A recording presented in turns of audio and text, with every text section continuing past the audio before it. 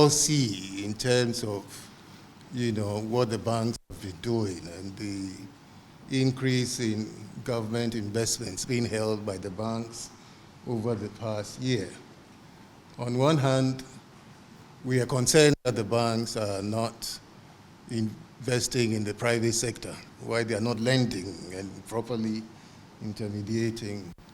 And then on the other hand, we are also concerned about the NPLs in the economy, and this is really why the banks are being so risk averse in lending to the private sector.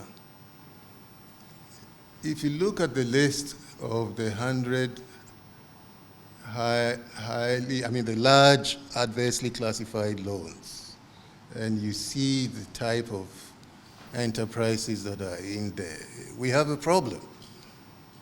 And these are firms that we know, you and I know, but it appears that they have loans that are not performing, and some of them have become serial borrowers, and they do not service their debt. I think that culture has to be changed. The people who borrow and they think that they cannot pay.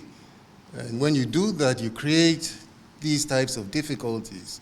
And then we get up and complain that the banks are not lending. But why would they lend if they are only going to be throwing customer deposits after, bad risk? Unfortunately, our judicial system is also not helping. And they try to enforce the collaterals, and these cases go on and on, adjournment after adjournment. So it's the environment, really. I mean, the environment does not help in addressing this problem of lending to the private sector. We have the collateral registry, you have the credit reference bureau. I mean, all of these were put into place in order to help the banks better assess their risks. Unfortunately, for one reason or the other, these things do not seem to be helping. So there's a lot of work that has to be done in terms of, as you put it, de-risking that private sector. And I think that part of that work involves a cultural change of businessmen and the way they treat, borrowed money, because these are not free money.